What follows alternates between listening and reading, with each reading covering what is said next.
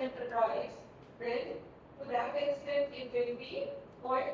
It is not the entire law which is void. If you remember, doctrine of severability I discussed with you. I hope I discussed this doctrine in both the sections.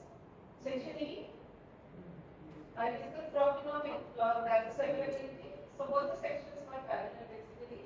So doctrine of severability means that it is not the entire law which will be void. It is only that portion which is in conflict with the fundamental right that will be void.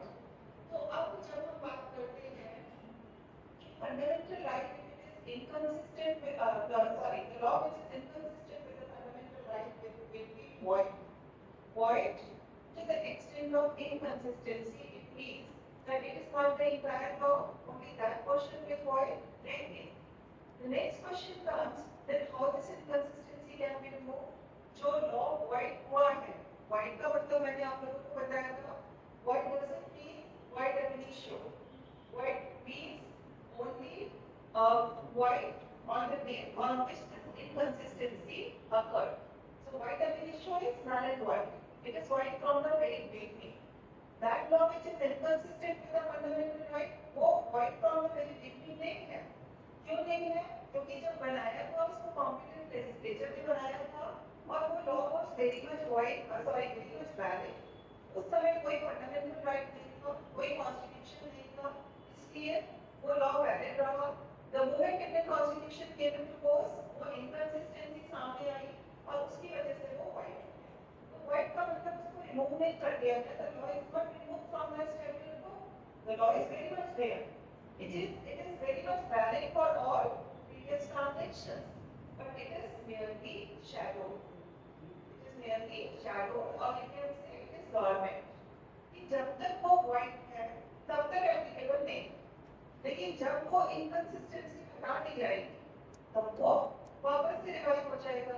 तो वो inconsistency कैसे हटाई जाएगी, वो हम समझेंगे with the help of domino eclipse. But उसके पहले I will tell you few provisions which are exception to Article 30. I don't remember whether I discussed, I referred these provisions in my last class or not. When we are talking about Article 30, Article 30 which gives a guarantee to fundamental rights, which says that whether it is pre-constitutional law or post-constitutional law, if it is in conflict with fundamental rights, to the extent of inconsistency or conflict, the law will be void.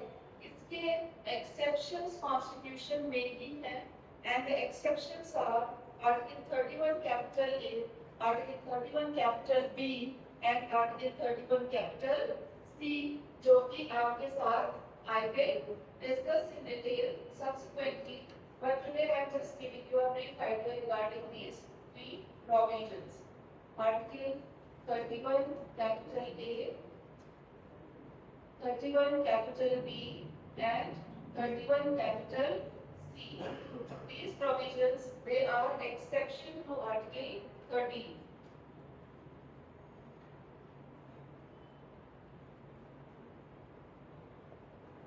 Exception to Article 13 कैसे होगा?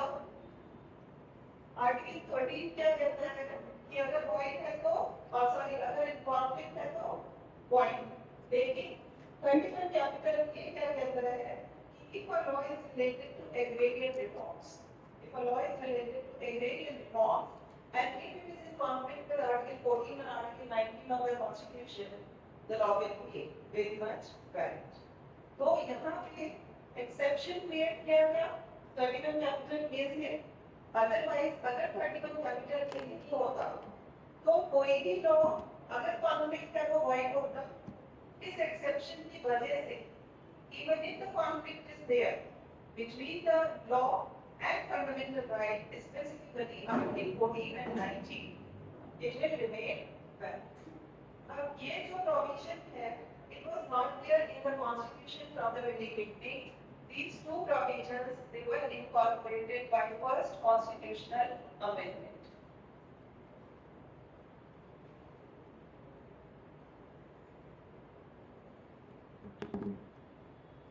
First constitutional amendment से ये दो provisions add किए गए, and ये provisions add करने का there is a specific purpose.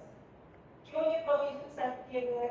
Because Earlier in our constitution, right to property was a fundamental right. आप सबको पता है बाद में repeat किया गया right to property.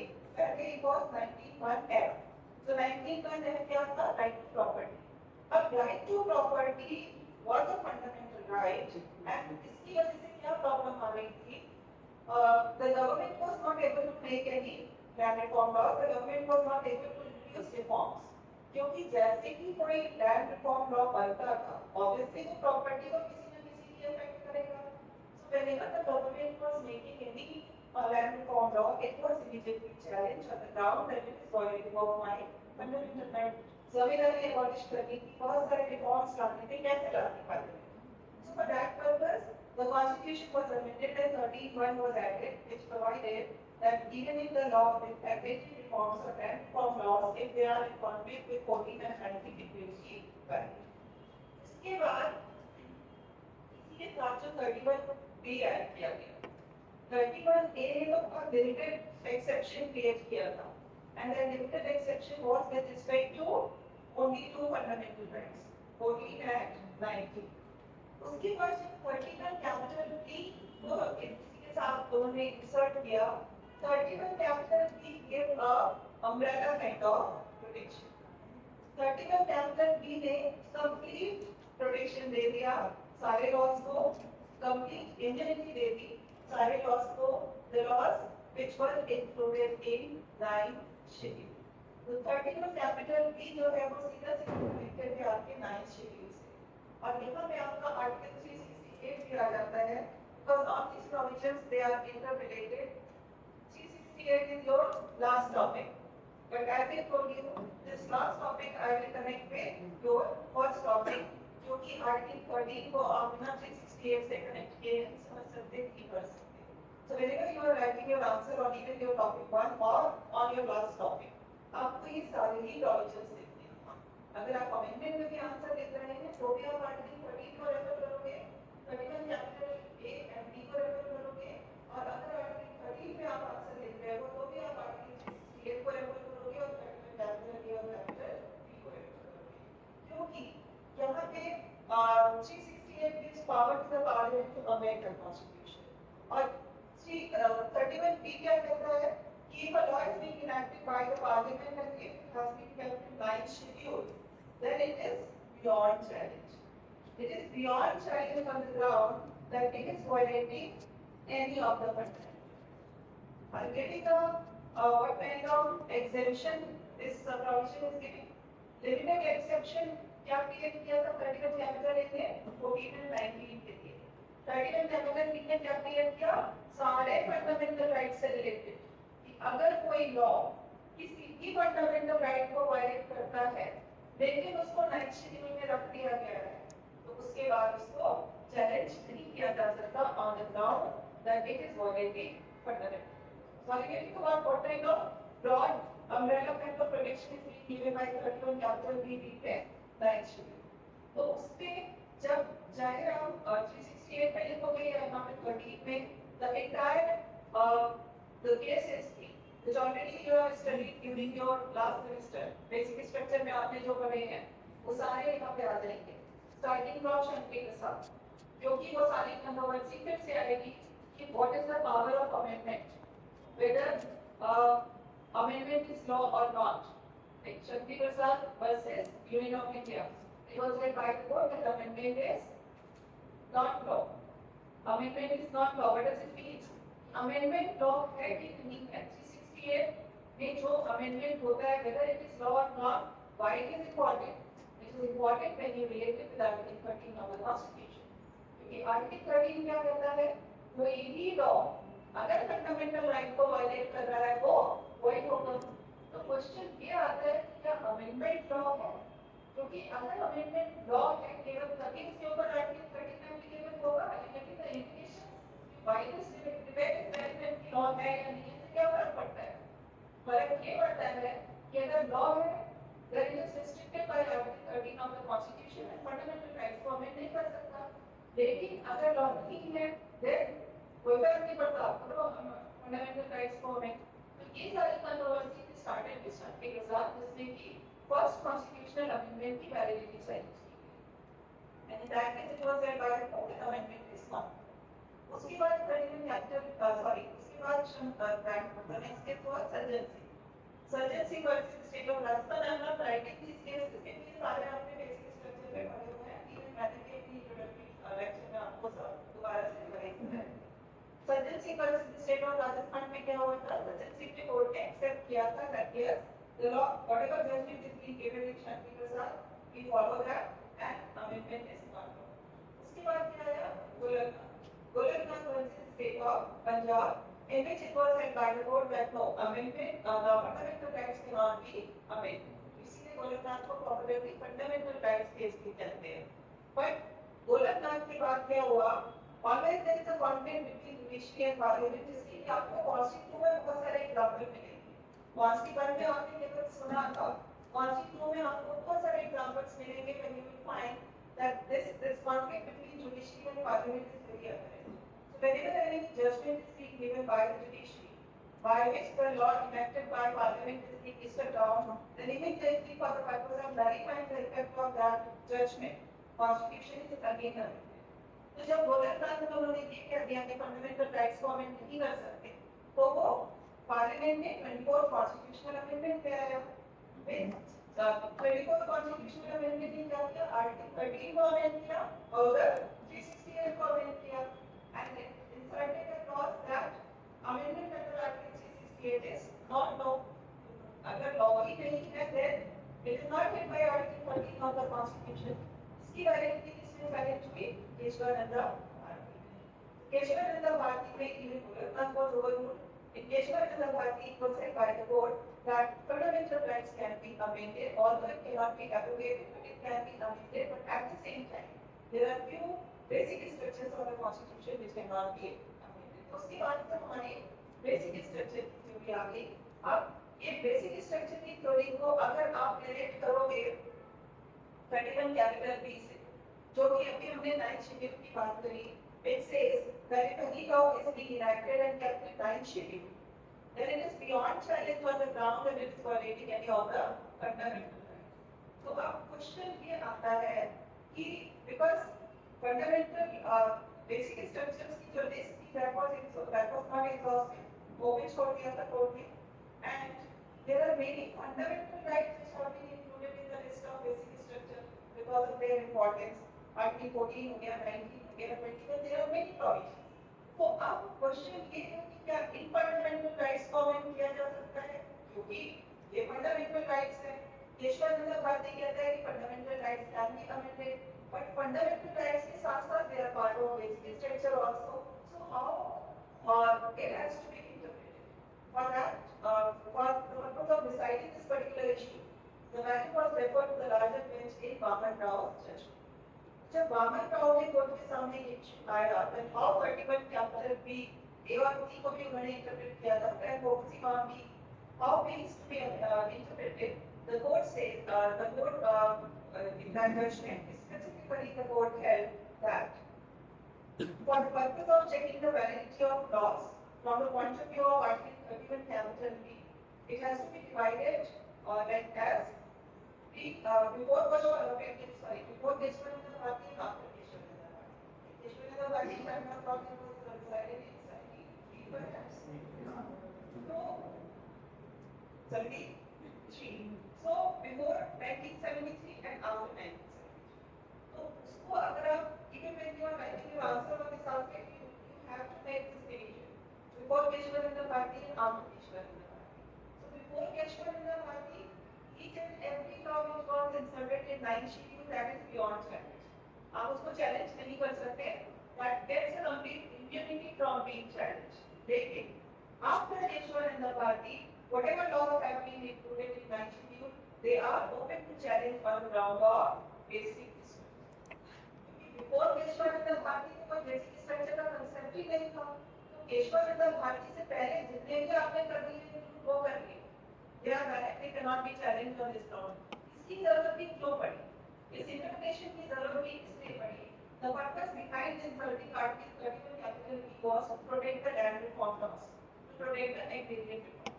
अगर आप 9th schedule की list देखोगे, आपको पढ़ेगा कि शुरू के जो सारे लॉज है they are related to platform और एग्रीगेटेड लॉज, लेकिन बाद में क्या हुआ, बाद में चीज की वैल्यू पता चलती है। ये तो बड़ी अच्छी पावर है, अगर हमने कोई भी लॉ 9th शेड्यूल में रख दिया तो उसको तो हम चैलेंज ही नहीं कर सकते। So later on the parliament started keeping some of the laws in 9th schedule which are not at all related to platform or agreement. So it was a kind of misuse of the provision in nature thing था, this nation से लाया गया था, but ये होने लगा।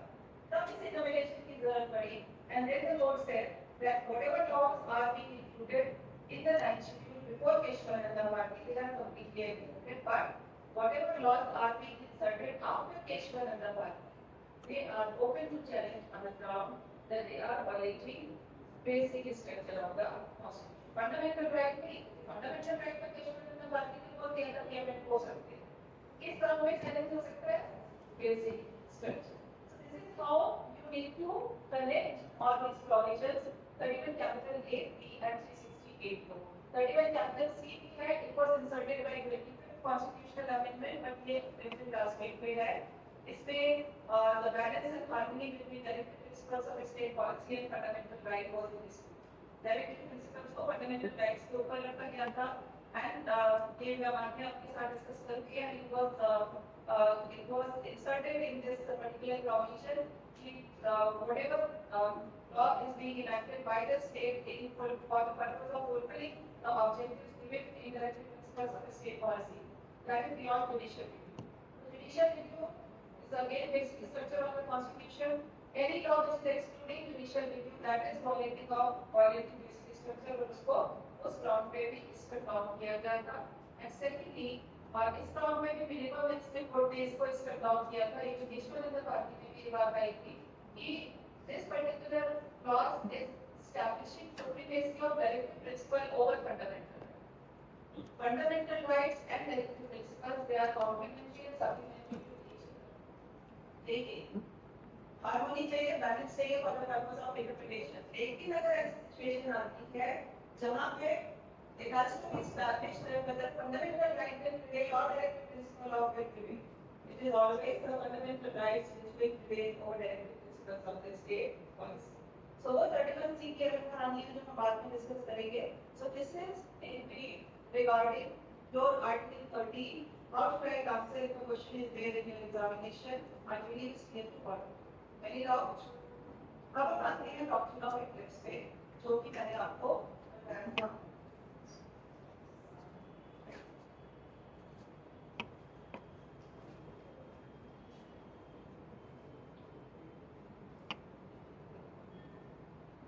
बहुत बढ़िया बात है यार। डॉक्ट्रिन ऑफ इक्लिप्स की अगर बात करते हैं, डॉक्ट्रिन ऑफ इक्लिप्स को हम एक एग्जांपल से समझेंगे। फॉर एग्जांपल,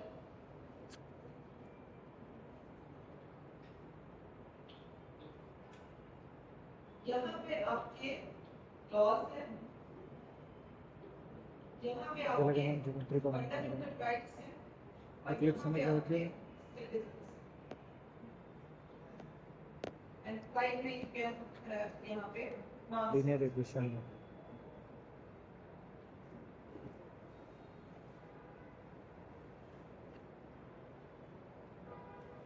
इक्लिप्स पहला बोल एक बार बोल। तो जब हम इक्लिप्स की बात करते हैं, we all know इक्लिप्स में क्या होता है कि anyone can tell me Eclipse में क्या होता है? सन एंड अर्थ के बीच में मून आ जाता है। जब सन एंड अर्थ के बीच में मून आएगा तो क्या होगा? शैडो रहेगी। तो अगर यहाँ पे मान लीजिए सन है और यहाँ पे अर्थ है और मून आ गया, तो सन की रेज नहीं पहुंचेंगी अर्थ तक, शैडो हो जाएगा ये पोर्शन। लेकिन क्या इसका मतलब है कि सन है ही नहीं यहाँ पे? Sun is already there, sun exist there. तो केवल ये शैडो हो गया है कितनी देर के लिए? जब तक मून बीच में है। द मोमेंट मून हट जाता है बीच में से, वापस से जो सन की रेज है वो पहुंचेंगी सिटीजन से।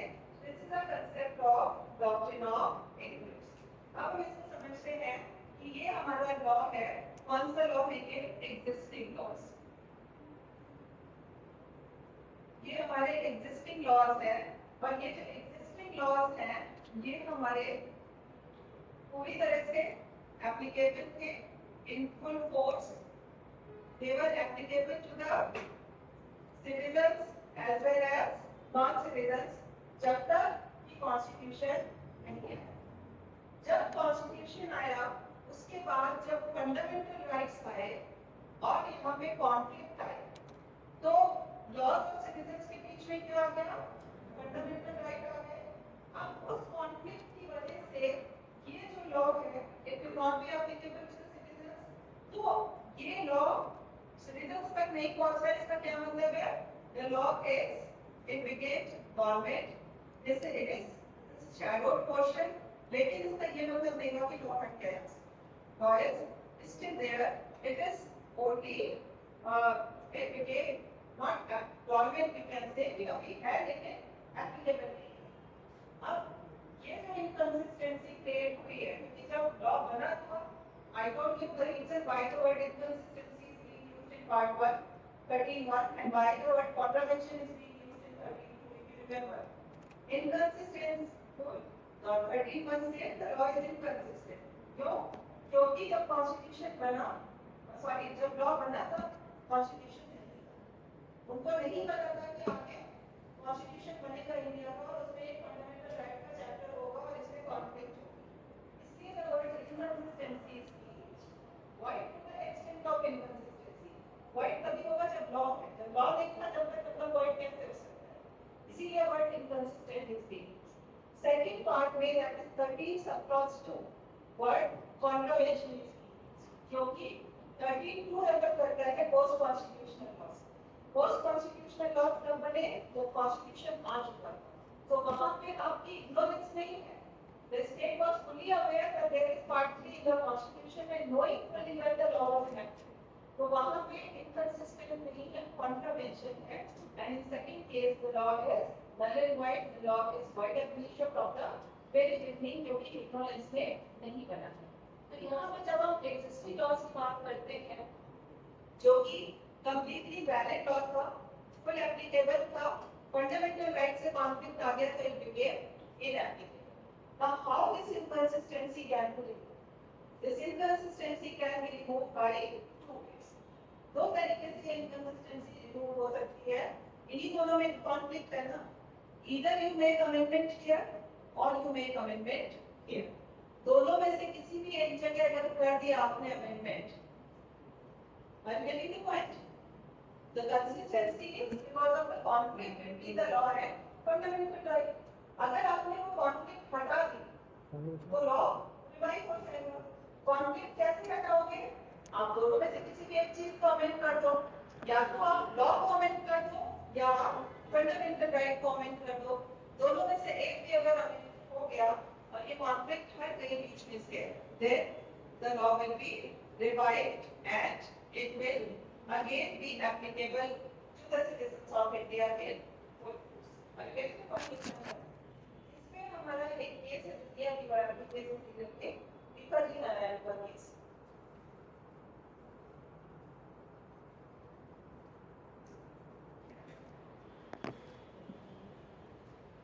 पिताजी Narayan, we will let us try to understand this doctrine, that how this inconsistency can be removed and what's the meaning of it with the help of this. Because in the में क्या हुआ था, there was a Motor Vehicles Act and Motor Vehicles Act it was 1939 it was amended and that amendment gave a lot of power to the state. तो जो amendment हुआ था उस act में उसने बहुत सारी power state को दे दी थी to the extent of creating monopoly in the transport business. तो ठीक है, दे दी थी, कॉन्स्टिट्यूशनल लॉ था, कोई फंडामेंटल राइट था नहीं, तो 1949 से लेके 1950 तक दैट वाज वैलिड लॉ। और दे दी थी कि कॉम्पिटेंट अथॉरिटी, क्योंकि अब तक क्राइटेरिया क्या होगा वैलिडिटी चेक करने का, this is the law enacted by legislature of competent jurisdiction. तो if a law is being enacted by legislature of competent jurisdiction तो स्टेट को पावर दे रहा है, उसमें क्या प्रॉब्लम है, ठीक है, the law is valid, law remain valid till 1950। Problem कब आई, जब 1950 में कॉन्स्टिट्यूशन आ गया। जब कॉन्स्टिट्यूशन आया, कॉन्स्टिट्यूशन के साथ पार्ट 3 आया, पार्ट 3 के साथ 19(1)(g) आया। अब 19(1)(g) gives the fundamental right to every citizen of this country to carry on any trade, occupation or business, and that fundamental right can be regulated or restricted under 19 clause 6 of the Constitution. It can be restricted because no freedom is absolute. So it is subject to 19(6). Reasonable restriction in public interest लगाए जा सकते हैं. देखिए, जब अगर हम इस law की बात करें, तो there were many persons who were in business transport, and they were on this transport. This business was their only source of livelihood for number of years.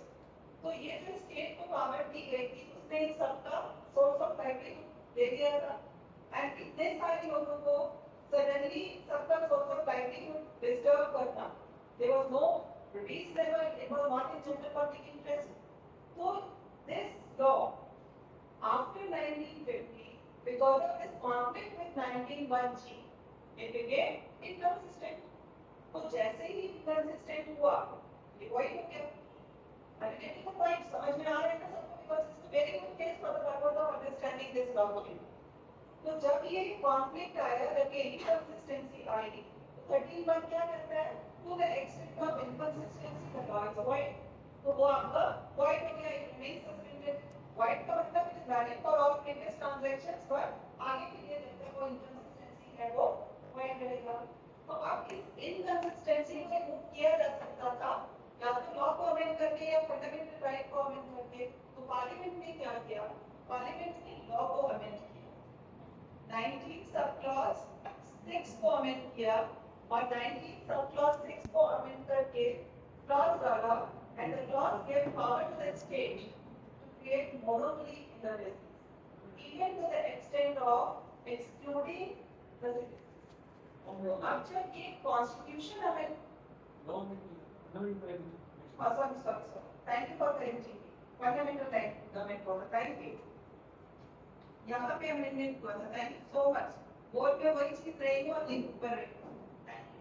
इससे पता चलता है बोर्ड की वर्कशॉप में माइंड कितना एग्जॉस्ट हो गया है. सो अमेंडमेंट कहाँ हुआ था? फंडामेंटल राइट में. अमेंडमेंट कहाँ हुआ था? 19 सब क्लॉज 6 में. So 19 सब क्लॉज 6 में जब क्लॉज ऐड किया गया, which provided that state can create monopoly. आपको कोई कॉन्फ्लिक्ट नहीं रहा.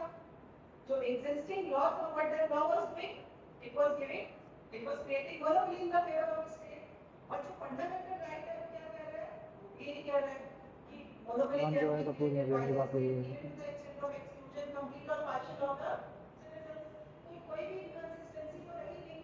तो जब ये inconsistency खत्म हो गई, law got revived and it again became applicable. लेकिन ये कब सही कर ले तुम. ये हुआ 1951. वही चीज सही कर लो. 1951 में by first constitutional amendment, fundamental right was amended, and 1906 was amended, surplus was added.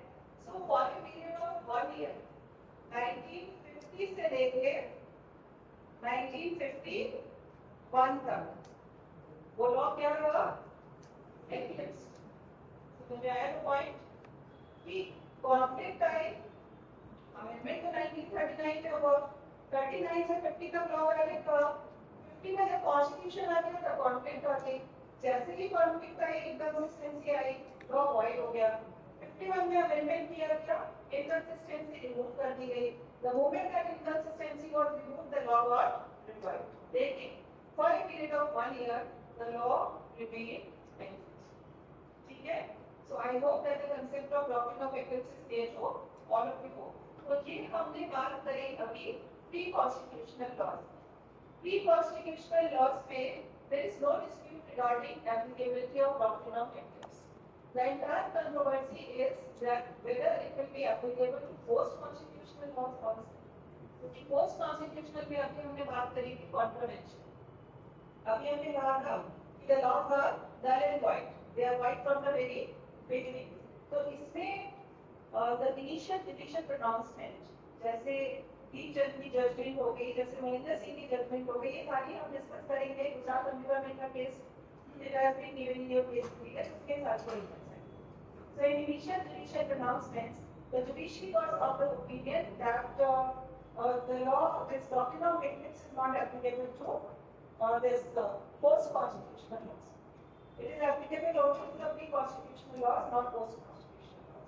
लेकिन गुजरात अभिरमण का जो केस था उसमें कोर्ट ने कहा कि नहीं, it is applicable to post constitutional laws also. कैसे? यहाँ भी अभी हमने बात की थी कि law is applicable to the citizens as well as to the non citizens. अब suppose if a law is violating the fundamental rights of the citizens only, there are many fundamental rights in the constitution which have been given only to the citizens, not to the non-citizens. So if a law is violating the fundamental rights of the citizens only, then it is void only with respect to citizens only. वो आपका जो shadow portion होगा वो केवल इनके लिए होगा. The law will be very much valid and applicable to the non-citizens. तो अगर law non-citizens में applicable है, इसका क्या मतलब हुआ? The law is not null and void. The law is not void from the very beginning. It is still in existence and it is applicable to the non-citizens. Gujarat Amendment Court में on the basis of this interpretation, it was said by the court that adoption of evidence is even applicable to the post-constitutional laws also. Post-constitution का concept हम समझेंगे अच्छे से जब हम Gujarat America का case discuss करेंगे. But pre-constitution, I believe, is clear to all of you. छोटा सा केस है, इसलिए हम आज इसको कर पाते हैं.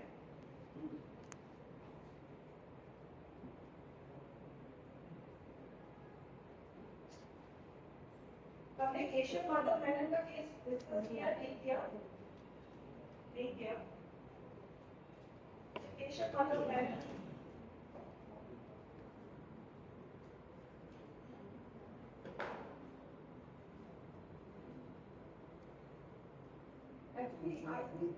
I referred this case when I was discussing this topic. Keshwar Madhav Menon was a case where the news article was published by Keshwar Madhav Menon. Press Emergency Act of 1931 there was a provision without taking permission no publication can be made. और Keshwar Madhav Menon ने खुद का pamphlet publish किया without obtaining the permission. उसकी वजह से उसके against action लिया गया. उसके against action लिया गया. During the pendency of that action, Constitution came into force. So when Constitution came into force, then its contention was that the proceeding which has been initiated against me that should be struck up. क्योंकि Constitution मुझको fundamental right देता है under Article 19(1)(a) that is related to freedom of speech and expression. And freedom of speech and expression includes right of publication also. तो अगर मैंने publication तब किया था, ठीक है, तब किया था, लेकिन अभी ये मेरा fundamental right है, तो जो proceeding मेरे against initiate की गई है, आप उसको खत्म कर दो, crash कर दो. But this convention was not accepted by the court in Keshwar Madhav Menon case, and it was said by the court that fundamental rights they are not retrospective in nature. Fundamental rights को आप retrospective applicable नहीं कर सकते. कोई भी law, basic fundamental rule of interpretation. The law can either be made applicable with prospective effect or it can be made applicable with retrospective effect. And it will not be made applicable with retrospective effect unless and until it has been written there in the statute itself. So the court said that we fail to understand that by this general rule of interpretation we should not apply when we are interpreting the Constitution. First of all, because it has not mentioned in the Constitution, आप retrospective applicable नहीं करोगे. Second and the most important reason for that is that fundamental rights they do not exist in vacuum. Fundamental rights are the rights which have been given to some persons by the Constitution. तो उसको आप backdate से कैसे applicable करोगे? जब rights ही नहीं थे, जब Constitution ने दिया ही नहीं था वो right किसी भी person को, तो how you can make that right applicable with retrospective effect? Are you getting the point? तो Keshwar Madhav Menon basically इसकी point पे था, but in Keshwar Madhav Menon it was also held by the court that law is not wiped out from the statute book. जो मैंने आपको बताया वो केशव माधव मेनन में की कोर्ट ने बोला था. The law is not wiped out from the statute book. It remains very much there and it is valid for all previous transactions. जितने भी Constitution के पहले के transactions हैं, they will be the law is very much valid for that. ये आपका केशव माधव मेनन का case है. हमने ये केस डिस्कस नहीं किया है, कोई बात नहीं. टाइम आज हो चुका है क्लास का. Next class में I will discuss both the cases. Keshwar Madhav Menon and this Nikaji Narayan, I think it has been given. Yes. अभी तो मेरे से बात नहीं है ठीक है हम केशव माधव पहले नीका जी को पहले डिस्कस करेंगे फिर हम अमिता को डिस्कस करेंगे टुमारो इन द अटेंडेंस दोनों क्लासेस के ध्यान मेरे को आप लोग लेके आएंगे ठीक है थैंक यू सो मच